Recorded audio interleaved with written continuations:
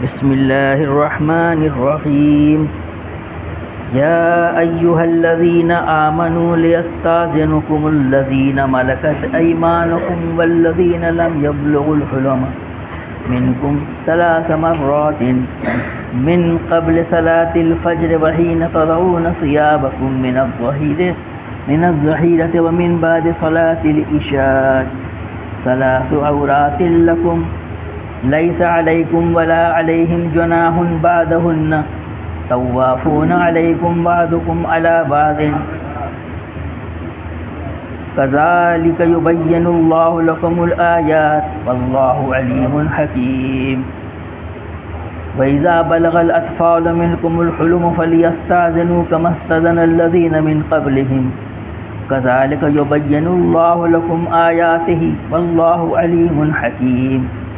والقواعد من النساء اللاتي لا يرجون نكاحا فليس عليهن جناح أن يضعن ثيابهن غير متبرجات بزينة وإن يستعففن خيرا لهن والله سميع عليم. ليس على الأعمى حرج ولا على الأعرج حرج ولا على المريض حرج ولا على أنفسكم أن تأكلوا من بيوتكم أو بيوت آبائكم أو بيوت أمهاتكم أو بيوت إخوانكم أو بيوت أخواتكم أو بيوت أعمامكم أو بيوت عماتكم أو بيوت أخوالكم أو بيوت خالاتكم أو ما ملكت مفاتحه أو صديقكم ليس عليكم جناح أن تأكلوا جميعا أو أشتاتا فإذا دخلتم بيوتا فسلموا على أنفسكم تحية من عند الله مباركا طيبة كذلك يبين الله لكم الآيات لعلكم تعقلون. صدق اللہ العظیم.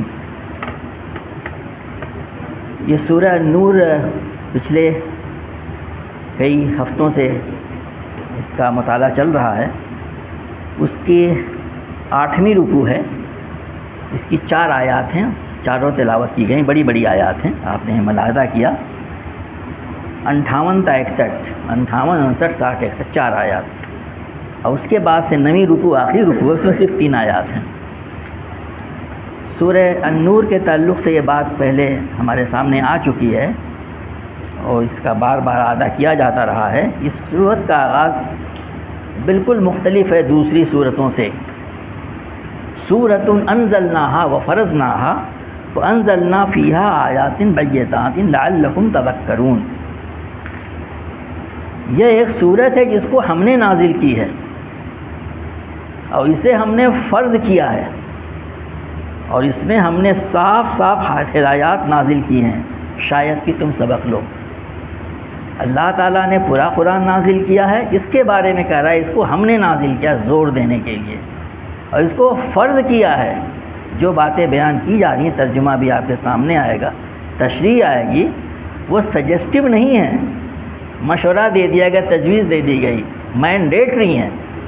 اور پھر یہ بھی کہا گیا اسی کے اندر میں کہ ہم نے صاف صاف ہدایت دی ہیں تاکہ تم سبق حاصل کرو, لعلکم تذکرون. تو یہ ہمارے پیش نظر رہے.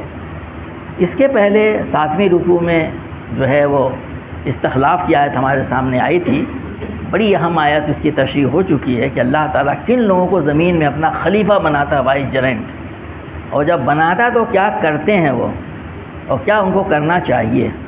اب اس کے بعد سے آخری آیات میں پھر وہ احکامات نازل کیے گئے ہیں جو اندرون خانہ سے متعلق ہیں اور جن کی اہمیت بہت زیادہ ہے. اس کا اہتمام نہ کرنے کی وجہ سے معاشرے میں بہت زیادہ خرابیاں پیدا ہو رہی ہیں, کیونکہ قرآن پاک جو ہے بلکہ اسلام ایک مکمل نظام حیات ہے. چھوٹی چھوٹی باتوں کی طرف توجہ دلاتا ہے اور سب کو اللہ تعالیٰ کے رشتے سے جوڑ دیتا ہے. وہ یعنی بس یوں ہی نہیں ہے کہ اس کو تو اچھا رہے گا, بلکہ ہر چیز کا تعلق اللہ تعالیٰ سے جوڑتا ہے, اس کے رشتے سے جوڑتا ہے وہ. اب ان آیات کریمہ کا ترجمہ سماعت فرمائیں. اے لوگو جو ایمان لائے ہو, تمہارے لیے لازم ہے کہ تمہارے لونڈی و غلام اور تمہارے وہ بچے جو ابھی عقل کی حد کو نہیں پہنچے ہیں 3 اوقات میں اجازت لے کر تمہارے پاس آیا کریں. صبح کی نماز سے پہلے اور دوپہر کو جب تم کپڑے اتار کر رکھ دیتے ہو اور عشاء کی نماز کے بعد یہ 3 وقت تمہارے لیے پردے کے ہیں، ان کے بعد وہ بلا اجازت آئیں تو تم پر کوئی گناہ نہیں ہے اور نہ ان پر، تمہیں ایک دوسرے کے پاس بار بار آنا ہی ہوتا ہے۔ اس طرح اللہ تمہارے لیے اپنے ارشادات کی توضیح کرتا ہے اور وہ علیم و حکیم ہے۔ اور جب تمہارے بچے عقل کی حد کو پہنچ جائیں تو چاہیے کہ اسی طرح اجازت لے کر آیا کریں جس طرح ان کے بڑے اجازت لیتے رہے ہیں۔ اس طرح اللہ اپنی آیات تمہارے سامنے کھولتا ہے اور وہ علیم و حکیم ہے۔ اور جو عورتیں جوانی سے گزری بیٹھی ہوں، نکاح کی امیدوار نہ ہوں، وہ اگر اپنی چادریں اتار کر رکھ دیں تو ان پر کوئی مذائقہ نہیں، کوئی گناہ نہیں، بشرطے کی زینت کی نمائش کرنے والی نہ ہوں، تاہم وہ بھی حیاداری ہی برتیں تو ان کے حق میں بہتر ہے، اور اللہ سب کچھ سنتا اور جانتا ہے۔ کوئی حرج نہیں اگر کوئی اندھا یا لنگڑا یا مریض کسی کے گھر سے کھا لے، اور نہ تمہارے اوپر اس میں کوئی مذائقہ ہے کہ اپنے گھروں سے کھاؤ، یا اپنے باپ دادا کے گھروں سے، یا اپنی ماں نانی کے گھروں سے، یا اپنے بھائیوں کے گھروں سے، یا اپنی بہنوں کے گھروں سے، یا اپنے چچاؤں کے گھروں سے، یا اپنی پھوپھیوں کے گھروں سے، یا اپنے ماموں کے گھروں سے، یا اپنی خالاؤں کے گھروں سے، یا ان گھروں سے جن کی کنجیاں تمہارے سپردگی میں ہوں، یا اپنے دوستوں کے گھروں سے۔ اس میں بھی کوئی حرج نہیں ہے کہ تم لوگ مل کر کھاؤ یا الگ الگ، البتہ جب گھروں میں داخل ہوا کرو تو اپنے لوگوں کو سلام کریا کرو، دعائے خیر ہے اللہ کی طرف سے مقرر فرمائی ہوئی، بڑی بابرکت اور پاکیزہ۔ اس طرح اللہ تمہارے سامنے آیات بیان کرتا ہے، توقع ہے کہ تم سمجھ بوجھ سے کام لوگے۔ 2 صورتیں، سورہ نور اور اس کے بعد سے سورہ احزاب آئے گی، اس میں پردے کے احکامات بیان ہوئے ہیں۔ اس سلسلے میں ہمارے معاشرے میں جو ایک تو نادانی پائی جاتی ہے، اور یہ اس سے بغاوت کا مادہ، یعنی ایسا کچھ ہے ہی نہیں، ملاؤں نے خود سے گڑھ لیا ہو جیسے، اور اس میں بیان کیا گیا ہے کہ یہ فرض ہے۔ تو یہ یاد رکھنا چاہیے کہ سورہ احزاب آئندہ آئے گی، اس میں بیرون خانہ حجاب کے تعلق سے باتیں بیان کی گئی ہیں، موٹی موٹی، باقی تو باتیں دونوں جگہ ہیں، یعنی کہ جب خواتین عورتیں گھر سے باہر نکلیں تو کس طرح سے نکلیں وہ، اور دوسرا یہ کام ہوتا اندرون خانہ کا ہوتا ہے کہ گھروں میں ہمارا کیا رویہ ہونا چاہیے، یہ نہیں کہ ہم گھر میں بالکل آزاد ہیں۔ اور اس کے بارے میں بتایا گیا تھا، جو ماہرین نفسیات بتاتے ہیں، ابھی ترجمے سے آپ نے دیکھا کہ بچوں کے تعلق سے غلام، ظاہر ہمارے وہاں غلامی کا رواج نہیں ہے، لیکن ابھی بھی کچھ ایسے طبقے پائے جاتے ہیں غلاموں سے جو بدتر ہوتے ہیں، ان کی ہمت نہیں ہوتی ہے کہ صاحب یا صاحبہ کے سامنے آنکھ اٹھا سکے، گھروں میں ہوتے ہیں اور ہمارے سوسائٹیز میں ہوتے ہیں، وہاں پہ ان کے تعلق سے بات بیان کی گئی یہاں پہ۔ اس سلسلے میں جیسا کہا گیا کہ، اور یہ بات بھی ہمیں یاد رکھنی چاہیے کہ قرآن پاک نے اس سے پہلے اسی صورت میں غض بصر کا حکم دیا ہوا ہے، پہلے مردوں سے کہا گیا ہے۔ عام طور سے آدمی سمجھتا ہے کہ عورتوں کو یہ سب کرنا چاہیے، مردوں سے کہا گیا ہے کہ وہ اپنے نگاہوں کو نیچی رکھا کریں، بلکہ کہا گیا تھا کہ اس سے بچائے رکھا کریں، نیچے رکھنا کافی نہیں، آدمی کنکھیوں سے بھی دیکھ سکتا ہے۔ تو وہاں پہ کہا گیا ہے کہ جب مرد جو ہیں آپ اپنے نگاہوں کو نیچی رکھا کریں، اس کی حفاظت کریں، اپنے شرم گاہوں کی حفاظت کریں۔ اس کے بعد سے خواتین کو مخاطب کیا گیا ہے، آیت نمبر 30 میں مردوں سے، 31 میں عورتوں سے، کہ وہ بھی اپنے نگاہوں کو نیچی رکھا کریں اور اپنے فروج کی حفاظت کیا کریں۔ یہ آیات آ چکی ہیں۔ اس کے پہلے یہ حکم بھی آ چکا ہے، پچھلی آیتوں میں دروس میں آ چکا ہے کہ آدمی گھروں میں داخل کسی کو تو سلام کرے۔ یہ صرف باہر والوں کے لیے نہیں ہے کہ جب کوئی صاحب ملنے آئے تو السلام علیکم کہہ رہے ہیں، بلکہ اپنے گھر میں، ہم گھر میں داخل ہو، دروازہ ہم نے ناک کیا، السلام علیکم، گھر والے جو بھی کھولنے آ جائے، آپ کی بیوی ہو سکتی، بیٹی ہو سکتی، بیٹا ہو سکتا ہے، ماں ہو سکتی ہے، وہ علیکم السلام کہے وہ۔ اب یہاں پہ کہا جا رہا ہے، جس کے سلسلے میں نے کہا تھا کہ جو ہے کہ یہاں پہ فرمایا گیا، یا ایھا الذین آمنوا لیستأذنکم الذین ملکت ایمانکم والذین لم یبلغوا الحلم منکم 3 مرات۔ اے لوگوں جو ایمان لائے ہو، ان سے مخاطب ہے، تم پر لازم ہے، جیسا ہم نے کہا تھا کہ فرض کی بات کہی کہ تمہارے وہاں پہ لوگوں کا ملکت ایمانکم میں عام طور سے کچھ لوگوں نے کہا کہ صرف غلام مراد ہیں، لیکن بعد کی آیتوں سے معلوم ہوتا ہے، ہمارے فسری نے لکھا ہے، یعنی دونوں مراد ہیں، غلام بھی اور لونڈی جسے ہم کہتے ہیں، باندیاں کہنا چاہیے، اچھا معلوم ہوتا ہے، یہ وہ دونوں مراد ہیں۔ اور پھر وہ بچے جو ابھی عقل کی حد کو نہیں پہنچے، مولانا ترجمہ اس کا کیا ہوا ہے لم یبلغ الحلم، بالغ نہیں ہوئے ہیں، لوگ ترجمہ کرتے ہیں، اور بہت عمدہ جمع ہے کہ جو ابھی عقل کی حد کو نہیں پہنچے ہیں۔ دیکھیے ایک عمر ہوتی ہے بچوں کی، بچے ہمارے بچے ہوتے ہیں، پیدا ہوا اس کے بعد سے 6 مہینے 9 مہینے 1 سال 2 سال بولنے بھی لگا، چلنے بھی لگا، 6 7 کے بچے ہوتے ہیں یہ بڑا ہوشیار ہے، عقل مند ہے۔ اب بچہ جو ہے وہ ہوشیاری کی باتیں تو کر رہا ہے، لیکن اس کے اندر وہ صنفی جذبات نہیں ہوتے ہیں۔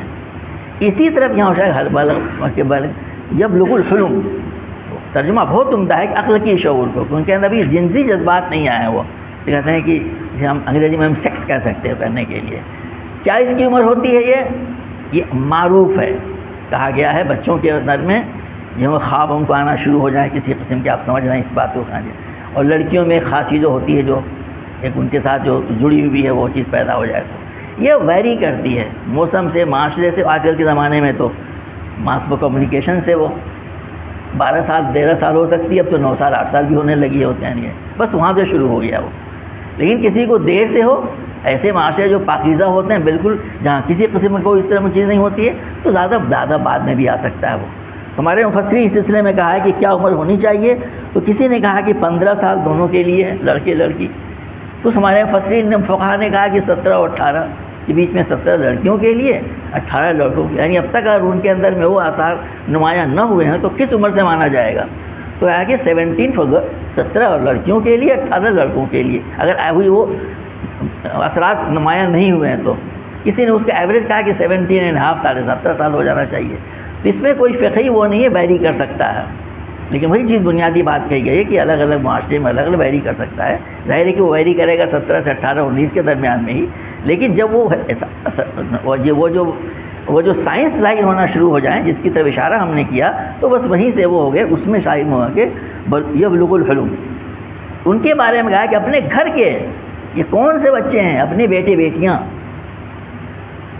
وہ اگر اس عمر کو پہنچ جائیں اسے تو جو ہے اب ان کو جو ہے 3 اوقات میں اجازت لے کے ہمارے گھروں میں آنا چاہیے۔ اندرون خانہ کی بات ہو رہی ہے، ہمارے وہاں بیڈ روم ہوتا ہے، اس کے اندر ہمارا لابی ہوتی ہے، اسٹڈی روم ہوتا ہے، ڈرائنگ روم ہوتا ہے، تو ہمارے جو بیڈ روم ہوتے ہیں خصوص ہوتے ہیں، اس سے بھی اندازہ ہوتا ہے کہ اسلام چاہتا ہے کہ سب کے وہاں ایک پرائیویسی کو کہتا ہے کہ ماں باپ کی پرائیویسی ہونی چاہیے، بچوں کی پرائیویسی ہونی چاہیے۔ تو ہمارے جو بیڈ رومس ہیں، ہمارے جو خوابگاہیں ہیں، اس میں جب وہ بچے آئیں تو اجازت لے کے آئیں، اور ان 3 اوقات میں کا نام لیا گیا ہے۔ فجر سے پہلے ویری کلیئر، عشاء کے بعد دونوں کے بیچ میں آ گیا، اور بعد میں کہا گیا اور جو ہے تیسرا جو ہے وہ اس کے کہتے ہیں کہ ظہر کے بعد،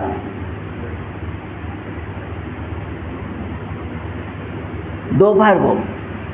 یہ کپڑے اتارنے سے کیا مطلب ہے؟ عام ترجمہ بھی کر دے گا کپڑے اتار دینا، برہنہ ہو جانا، نو، بلکہ ہم جب باہر سے آتے ہیں شیروانی پہنے ہوئے ہیں، کپڑا پہنے ہوئے، سوٹ پہنے ہوئے، جو بھی پہنے ہوئے ہیں، کہتے ہیں ذرا سا ایز ہو جائیں، یہی کہا جاتا ہے۔ کپڑے اتار لیے پھر کھانا کھاتے ہیں، اس کا مطلب یہ تھوڑی ہوتا ہے کہ آدمی اسے پورا نکال کے دیا ہوگا۔ اسی طرح سے خواتین جب آتی ہیں باہر سے یا گھروں میں وہی کسی کام سے گئے، کوئی آدمی آفس، کوئی عورت آفس میں جا رہی ہے، کوئی کام کرنے جا رہی ہے، کسی مجلس میں ہی گئی ہوئی ہے، وہ تو گھر پہ آئے گی، اس نے چادر اوڑھ رکھی ہے، حجاب پہن رکھا ہے، برقع پہن رکھا ہے، تو اس سے مراد وہ چیزیں ہیں جو چادر کے طور پہ ہوتی ہیں عورتوں کے لیے۔ باقی ایک پردہ تو ان کو مستقل رکھنا ہے، اس کا ذکر آگے آ رہا ہے۔ تو کہا ہے کہ ایسے اوقات میں کیونکہ تم اتار کے ہی سو جاتے ہو۔ کچھ لوگوں نے بڑی اچھی بات کہی ہے کہ آدمی سلیپنگ سوٹ میں ہوتا ہے، اس میں کبھی کبھی ایسا ہوتا ہے آج کل گرمی کا موسم ہے، آپ آتے ہیں بڑے گرمی میں باہر سے، اور آپ چاہتے ہیں راستہ گھٹنے تک ہمارا جو ہے وہ ٹراؤزر اُل جائے تاکہ ہوا لگے، ٹھنڈی لگے، کوئی کنڈیشن ہو سکتی ہے آدمی کی۔ تو کہا گیا ہے کہ ایسے اوقات میں بچے نہ آئیں تو اجازت لے کر کے آئیں، تاکہ کسی ایسی چیز پہ ان کی نگاہ نہ پڑ جائے جو ان کے لیے نفسیاتی اس کا مسئلہ بن جائے۔ ہمارے ایک مفسر نے بڑی عمدہ بات لکھی ہے کہ آدمی سمجھتا تھا کہ صرف ایک ایسی ایتھیکل باتیں ہیں، لیکن یہ کہ جو لوگ سمجھتے ہیں کہ غلام وغیرہ اس چیز کو نہیں جانتے ہیں، بچے ان کو شعور نہیں ہے، اس پہ اسٹڈی باقاعدہ کی گئی ہے سائیکالوجی اور سائیکیاٹری میں، ایسی چیزوں پہ جب ان کی نگاہ پڑتی ہے جو انہیں نہیں دیکھنا چاہیے تھا، تو ان کے ذہن پہ ایک ایسا اثر پڑتا ہے جو زندگی بھر ان کے ساتھ رہتا ہے. اور کتنے ایسے سائیکیاٹر اور سائیکولوجسٹ نے بیان کیا ہے کہ وہ بچے پھر ناقابل علاج ہوتے ہیں. اللہ تبارک و تعالیٰ بار بار 2 مرتبہ کا علیم الحکیم. جس اللہ تعالیٰ نے قانون بنایا ہے وہ علیم اور حکیم ہے. اور تیسری آیت میں کہا کہ سمیع علیم، سننے والا اور جاننے والا ہے. اس کو معمولی نہ سمجھا جائے، اس کے بنایا ہوا قانون ہے یہ کہ آپ ایسے وقت میں ان کو نہیں آنا چاہیے. پھر کہا گیا ہے ثلاث اورات. اورات کا مطلب ہوتا ہے عورت، جو ہم لوگ عورت کہتے ہیں اردو میں، تو ہوتا ہے کوئی چیز چھپانے کی چیز ہو، کوئی ایسی کوئی چیز جس پہ کسی کی نگاہ پڑ جائے آدمی شرما جاتا ہے. But shouldn't have seen that one. اس سے مطلب عورت ہوتا ہے. اورات کہا گیا اس کو، یہ تمہارے لیے اورات ہیں. اس کے بعد سے کہا جائے کہ لیسا علیکم ولا علیہم جناح بعدہن. اس کے بعد وہ بلا اجازت آئے تو تم پر کوئی گناہ نہیں ہے. ان اوقات کے علاوہ ان کو کسی پرمیشن کی ضرورت نہیں آ جا سکتے ہیں. اس کا کیا مطلب ہوا؟ یعنی ہمیں بھی ان اوقات کے علاوہ ایسی کنڈیشن میں نہیں ہونا چاہیے جس میں بچے دیکھیں یا وہ غلام ہمارے دیکھیں تو ان کے اوپر وہ اثرات ہوں. یہ مطلب تو ہے اس کا. جب 3 اوقات میں منع کیا گیا کہ اجازت لے کے آئیں اور باقی میں آ جا سکتے ہیں تو واٹ ڈز اٹ مین؟ بالکل سمپل سی بات ہے. ایسا نہیں فری ہونا چاہیے گھر کے اندر نکلے معلوم ہے صاحب کچھ معاملہ ہی ہوتا ہے دوسرا ہو رہا ہے. تو گھر کے اندر میں بھی پردے کا یعنی ایک سطر کا پورا اہتمام ہونا چاہیے. اسلامی معاشرہ وہ پاکیزہ معاشرہ ہوتا ہے، وہی نور و نور ہوتا ہے جو اس میں ذکر پچھلی آیتوں میں آ چکا ہے اس کے پہلے.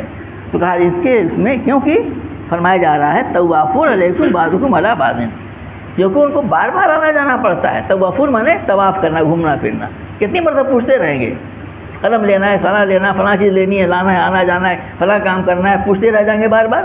کہا کہ ان کو تو آنا جانا پڑتا ہے. تو اسلام ایسی کوئی چیز نہیں کہتا جس سے انسان کو پریشانی ہو. اسی لیے کہا کہ تم کو بار بار آنا جانا پڑتا ہے.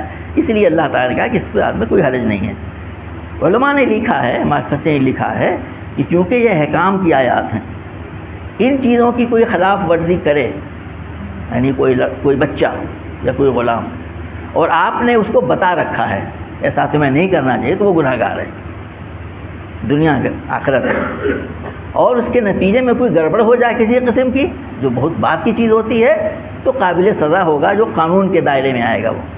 اور اگر اس نے کوئی غلطی کی لیکن آپ نے اس کو بتایا ہی نہیں ہے، یہ ہم تعلیم دے ہی نہیں رہے، قرآن پڑھ ہی نہیں رہے، پڑھا ہی نہیں رہے ہیں، تو پھر آپ ذمہ دار ہیں. یہ مفسر نے لکھا ہے کہ وہ والدین ذمہ دار ہوں گے، وہ گھر والے ذمہ دار ہوں گے جنہوں نے ایسی تربیت اپنے اولاد کی نہیں کی کہ جو ان چیزوں کو نہیں جانتے. یہ بات ہمارے مفسر نے لکھی ہے.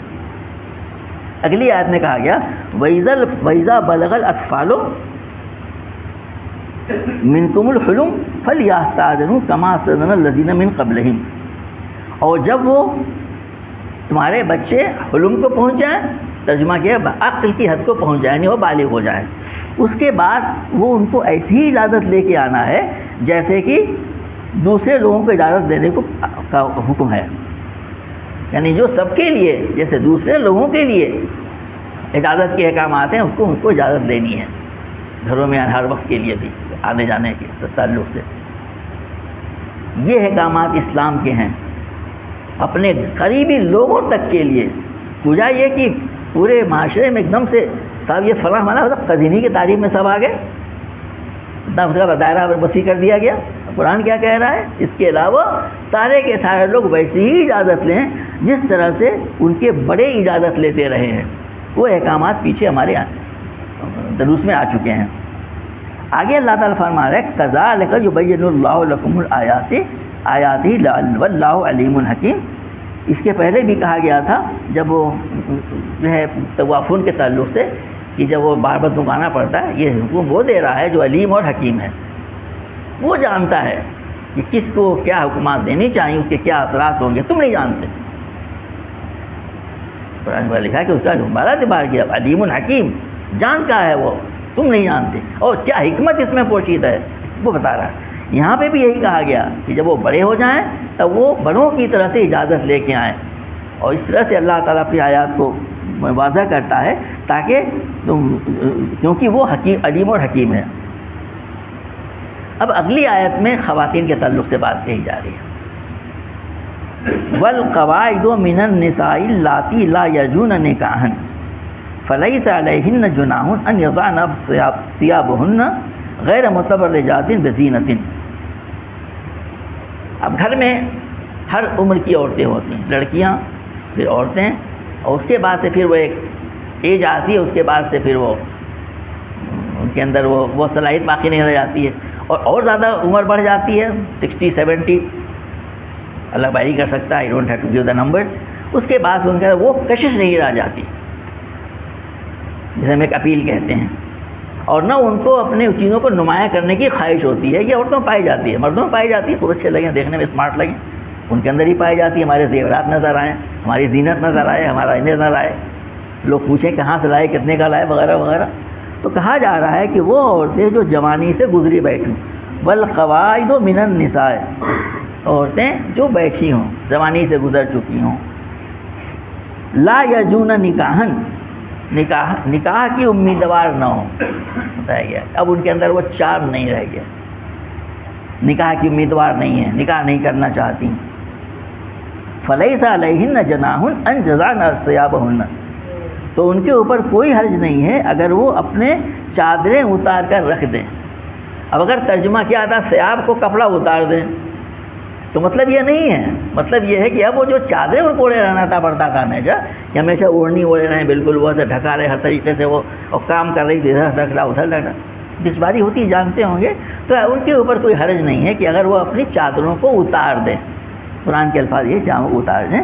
لیکن پھر کہا گیا ہے غیر متبرجات بزینۃ، عمر تو پہنچ گئی ہے، ٹھیک 70 ہیں، لیکن ابھی بھی سب چیزیں باقی ہیں صاحب. وہ زینت بھی دیکھیں، لوگ پتہ چلے کہ ہم تو ابھی صاحب 16 ہی کے ہیں یا 25 کے ہیں.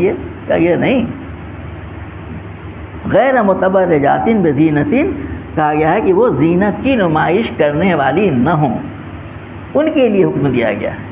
اس کے بعد بھی دیکھیے اسلامی تعلیم کیا ہوتی ہے. اللہ تعالیٰ فرما رہا ہے وَإِن يَسْتَعْفِفْنَ خَيْرٌ لَهُنَّ، یعنی ان کو اس بات کی اجازت تو دے دی گئی کہ وہ اپنے گھر میں کوئی ایٹ ایز رہیں، وہ اتار سکتی ہیں، وہ جو اسے کہتے ہیں وہ یہ اسکارف ہوتا ہے، وہ کچھ چیزیں ہوتی ہیں سینے پہ ڈھانکنے کی جو فرض ہے، سینے پہ عورتوں کے اوڑھنی دوپٹہ ہونا چاہیے. یہ پیچھے آ چکا ہے اور اس میں آنے والا ہے کچھ مزید سورہ حجرات، سورہ الاحزاب میں. تو کہا جا رہا ہے کہ لیکن وہ بھی اگر اس کا خیال رکھیں، یعنی حیاداری برتیں، تو یہ بہتر ہے. یعنی ایزینس کے لیے ایسا چاہے اتار سکتی ہیں وہ، لیکن بہتر یہی ہے. اللہ تعالیٰ کا کلام دیکھیے کہ وہ بھی پہنے رہیں، تاکہ دوسروں میں ہوتا ہے نا کہ جیسا اماں تو پہنتی نہیں، ہم ہی کو کہا جا رہا، کہیں گے نا بیوی بیٹی بھی اور وہ بہو بھی، ایسا ہوتا ہے. تو ہے کہ اگر وہ بھی اگر اس کا اہتمام کریں، حیاداری برتیں، یعنی ان پردوں کا اہتمام کریں، ان کے لیے بہتر ہے. یہ تو ترغیب دلائی گئی ہے، اجازت تو دے دی گئی کہ ترغیب دلائی گئی. اور پھر کہا گیا واللہ سمیع علیم، اللہ تعالیٰ جو ہے وہ سب جانتا ہے اور وہ کیا کہتے ہیں سب کچھ سنتا ہے. سمیع علیم، کیا نیت ہے، کیا باتیں ہو رہی ہیں، کیا کہا جا رہا ہے، کیا دل میں خیال ہے، یہ تمام چیزوں کو اللہ تعالیٰ خوب جانتا ہے. یہ بات اللہ تعالیٰ کی جو صفات ہے، علیم ہے، حکیم ہے، سمیع ہے، بار بار یاد دلایا جاتا رہتا ہے کہ ہمارا معاملہ لوگوں سے نہیں ہے، لوگوں کو بات کر کے مطمئن کر لیں گے. اللہ سے معاملہ ہے، سب سن رہا ہے، سب دیکھ رہا ہے، سب جانتا ہے کیا نیت ہے. یہاں پہ اسی کی طرف حوالہ دیا گیا. بتایا میں نے کہ یہ 3 آیتیں جو آئی ہیں 58 59 60، یہ آیات جو ہیں ہمارے اندر یہ احکام کی آیات ہیں. یہ اس کے لیے اس پہ پابندی لازم ہے، اور اس کے نہ ہونے کے نتیجے میں مسلم معاشروں میں جو بگاڑ آ رہا ہے اس سے ہم سب لوگ واقف ہیں.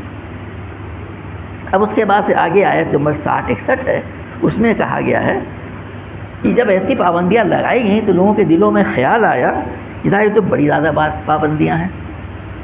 ہم لوگ وہاں چلے جایا کرتے تھے، ابھی چائے پئیں گے، ہم تمہارے وہاں ناشتہ کریں گے، ہم تو یہی ارادہ کر کے وغیرہ وغیرہ بے تکلف لوگ ہوا کرتے ہیں.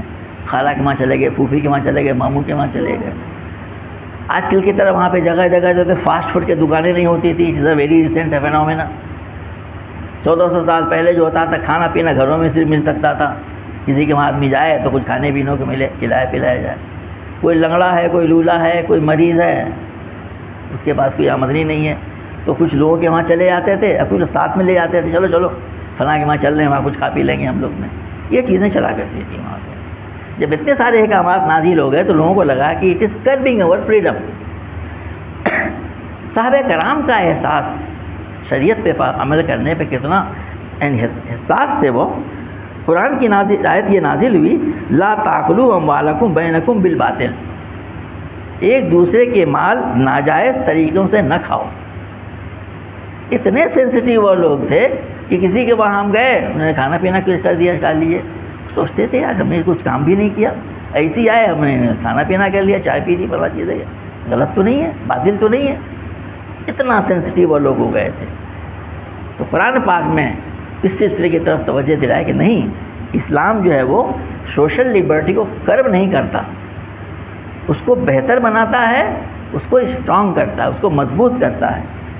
اور پردے کا مقصد عام طور سے لوگ سمجھتے ہیں کہ صاحب بڑا وہ ہو جائے گا، یعنی یہ کہ لوگ ایک دوسرے سے کٹ جائیں گے، ملے ملائیں گے نہیں، وہ لوگوں سے تعلقات ختم ہو جائیں گے. تو نام کہتا کہ نہیں، ایسا مقصد نہیں ہے. پردے کا مقصد معاشرتی رابطے کو منقطع کرنا نہیں ہے، اس کو منضبط کرنا ہے، اس کو ریگولرائز کرنا ہے. اسی لیے اگلی آیت جو آخری آیت آج کی تلاوت میں آئی ہے اس میں ایک بہت بڑی فہرست بیان کی گئی ہے. کہا گیا ہے لیس علی الاعمی حرج ولا علی الاعرج حرج ولا علی المریض حرج. اس میں تکرار دیکھیے ہر جگہ یہ جو ایک ہی لفظ کی کہا گیا ہے کہ اور کوئی حرج نہیں اگر کوئی اندھا یا لنگڑا یا مریض کسی کے گھر سے کھا لے، اور نہ تمہارے اوپر اس میں کوئی مذائقہ ہے کہ اپنے گھروں سے کھاؤ. اور اس کے بعد سے فہرست ہے. اب آپ سوچیں کہ اپنے گھروں سے کھاؤ، اس گھروں سے کیا مراد؟ اپنے گھر میں ہی پوچھنا پڑے گا کسی سے. اللہ تعالیٰ فرمایا اپنے گھروں سے کھانے کی اجازت. تو کہا گیا ہے اسلام میں نزاکت دیکھیے، کہا گیا کہ بیٹے کا گھر بھی باپ کا گھر ہے، اور شوہر کا گھر بھی بیوی کا گھر ہے. اس طرف لوگوں نے اشارہ کیا ہے. بیوتکم سے مراد یہاں پہ ہے اپنا تو ہے ہی. اگر کسی بیٹے کا گھر ہے تو باپ اس پہ اسی فری اس کو محسوس ہے وہ اپنا گھر اس کا ہے. یہ حدیث سے اس میں اس کی صراحت بھی کی گئی ہے. اور شوہر کا گھر بیوی کا گھر بھی ہے وہ. تو کہا اس میں شامل ہو گئے، اس میں کوئی حرج نہیں، یعنی کہ اس میں آدمی تکلف کر سکتے ہو. اس کے بعد سے ایک ترتیب جو ہے رشتوں کی وہ بڑی اہم ہے. اللہ تعالیٰ کا کلام کو ایسا نہیں کہ ایسے ہی پھوپھا چچی اور ماموں کا ذکر جو ہے وہی رینڈملی کر دیا ہو. ایک ترتیب ہے کہ کس کا کیا مقام ہے، کون قریب تر ہے، اس سے پتہ چلتا ہے. تو کہا گیا ہے کہ اس میں جو ہے او بیوت آبائکم، اپنے آبا باپ دادا اس میں آ گئے یہ گھروں سے. او بیوت امہاتکم، اور اپنی ماں نانی کے گھروں میں. ماں کا گھر، نانی کا گھر. آدمی اپنا الگ ہے، شادی ہو گئی ہے، دوسرے فلیٹ میں رہتا ہے. اب ماں کے مایا جہاں پیرنٹس رہتے ہیں، ماں کا گھر، نانی کے گھر اس میں ترجمہ کیا. او بیوت اخوانکم، اپنے بھائیوں کے گھر. اب یہ ترتیب دیکھیے. او بیوت اخواتکم، اپنی بہنوں کے گھروں سے. تو ماں باپ، دادا دادی، نانا نانی، ماں، اس کے بعد پھر بہن، بھائی اور پھر بہن. اس کے بعد ذکر کیا ہے او بیوت عمامکم، یا اپنے چچاؤں کے گھروں سے.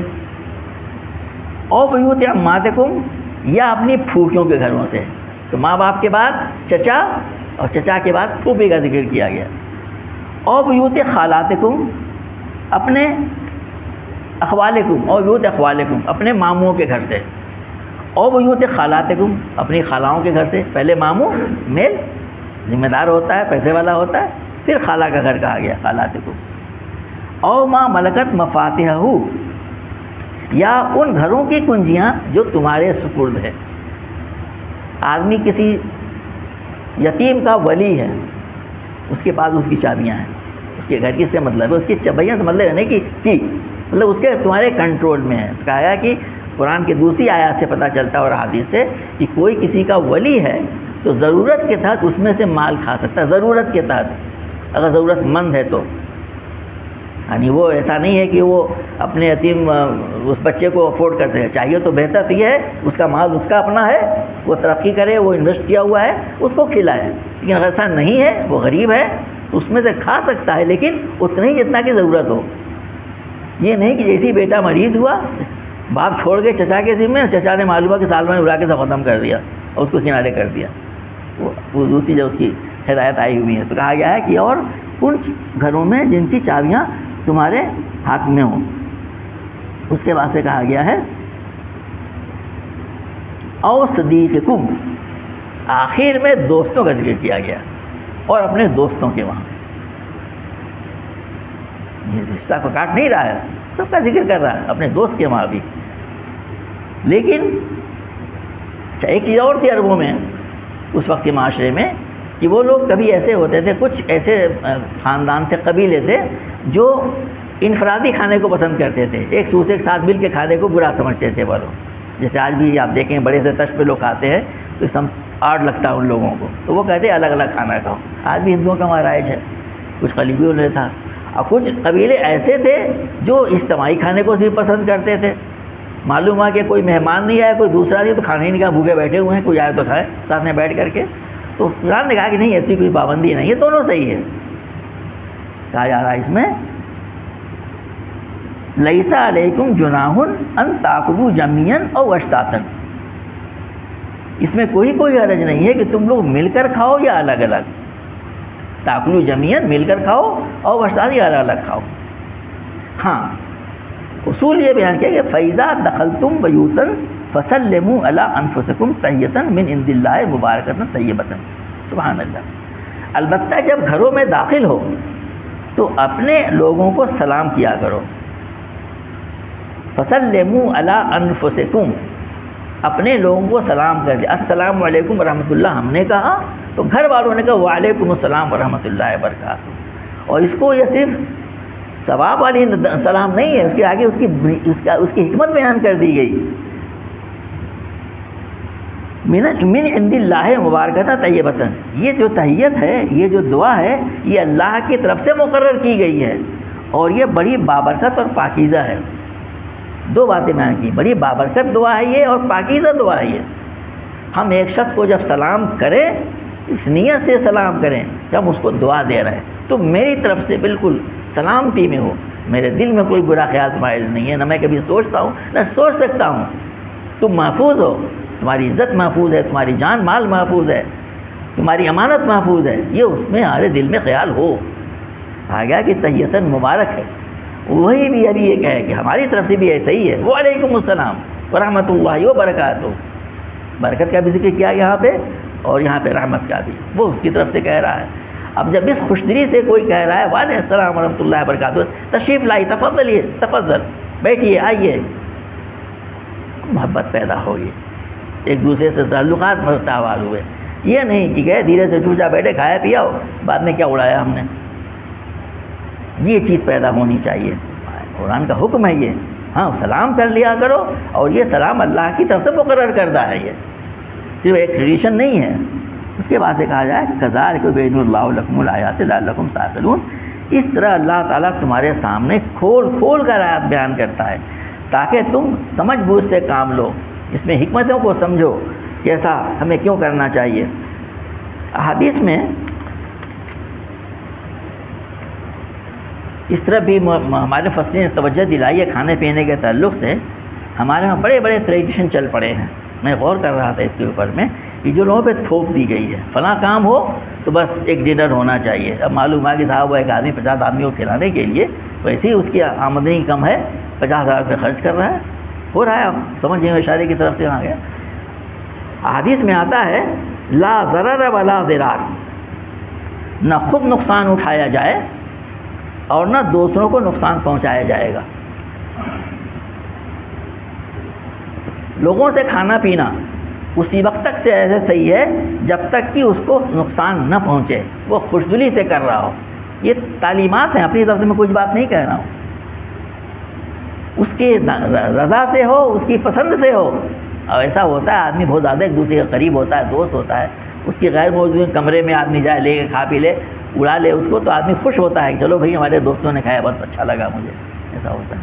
اور کبھی ادروائز ہوتا ہے یہ کہ آدمی ہم بوجھ بن جایا کرتے ہیں. تو کہا گیا ہے کہ جو ہے جو نہ خود نقصان اٹھایا جائے، یہ حدیث پاک ہے، اور نہ نقصان پہنچایا جائے کسی کو، رضامندی سے ہو. ایک دوسری حدیث ہے لا یحل مال امرئ مسلم الا بطیب نفس، کسی مسلمان شخص کا مال حلال نہیں ہو سکتا جب تک خوش دلی کے ساتھ اسے اس کے استعمال کی اجازت وہ نہ دے۔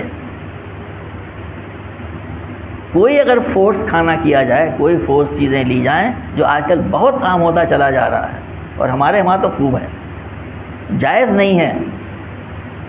لا یحل مال امرئ مسلم الا بطیب نفس، خوش دلی سے۔ اور پہلی حدیث میں کہا گیا تھا نہ نقصان اٹھایا جائے نہ پہنچایا جائے، تو تمام کی تمام چیزیں اس خوش دلی سے ہونی چاہیے، اس محبت سے ہونی چاہیے، اور وہ یعنی آفر کی جائے، جسے ہم انگریزی میں کہہ سکتے ہیں کیا ہو جائے گا، تبھی وہ جائز اور حلال ہو کے رہ جائے گا۔ یہ ہے وہ چیزیں جو اسلام میں بتائی گئی ہیں۔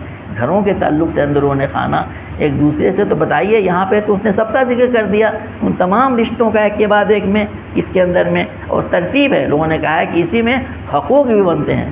آپ جانتے ہوں گے کہ اگر کوئی بچہ یتیم ہو جائے، ہوتے ہی رہتے ہیں، اس کے بعد کہاں سے کیسے ذمہ داریاں آتی ہیں، وہی ترتیب یہاں بھی ہے، ایک کے اوپر ایک ذمہ داری اس کی عائد ہو جائے، اور یہی اس کھانے پینے کے معاملے میں ذمہ داری کو بیان کیے گئے ہے۔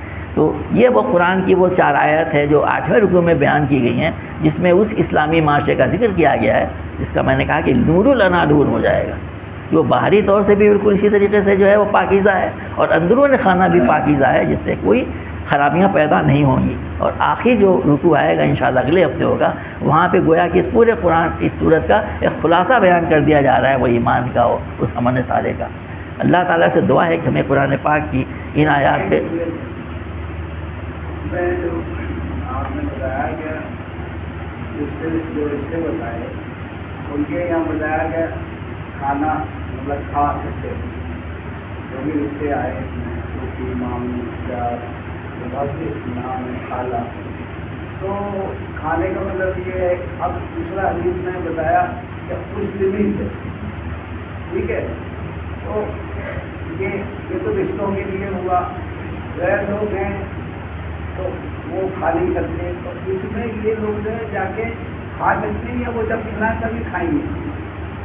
نہیں، یہاں پہ کہا گیا کہ جسے ہم نے روایت وہ قرآن کی بتائی کہ جب کہا گیا کہ لوگ ایک دوسرے کے مال ناجائز طریقے سے نہ کھاؤ، تو لوگ اتنے محتاط ہو گئے کہ جانا بند کرنے لگے، بھئی یہ تو نہیں، تو اسی کو کہا گیا کہ حلال کیا گیا، ایسا کرو، کر سکتے، ہاں، یہ نہیں کہ معاشرے کے اندر یہ کتنا امپلیمنٹ ہو رہا ہے کہ مطلب ایک بھائی بالکل غریب ہے، ان کے کھانے کو نہیں ہے، دوسرا بھائی اپنے باہر سے منگا کے کھا رہا ہے اور اس کو کچھ ہی نہیں رہا، تو ان کے جو ہے رہ رہے ہیں لوگ، تو مطلب بھائی کے سکے بھائی یہ ارے بہت خطرہ میں اتنی کمی ہے، مطلب اس کو امپلیمنٹ کہاں ہو رہا ہے؟ نہیں، تو یہاں پہ وہ بات نہیں آئی ہے، لیکن وہ باتیں دوسری آیات میں آ چکی ہیں جس میں کہا گیا ہے کہ اس کی ذمہ داری ہے کہ اس کا خیال رکھے۔ اور یہ جو ہر جمعے کو جو آیت پڑھی جاتی ہے سورہ نحل کی آیت ہے، ان اللہ یامر بالعدل والاحسان وایتاء ذی القربی وینہی عن الفحشاء والمنکر والبغی یعظکم لعلکم تذکرون۔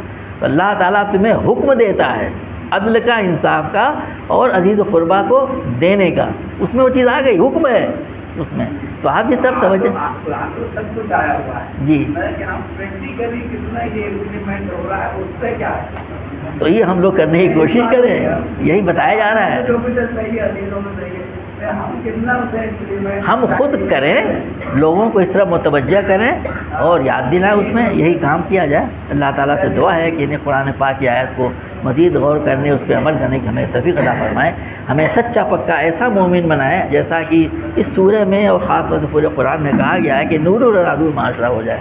ربنا تقبل منا انک انت السمیع العلیم وتب علینا التواب الرحیم۔ سبحان اللہ، الحمد للہ رب العالمین۔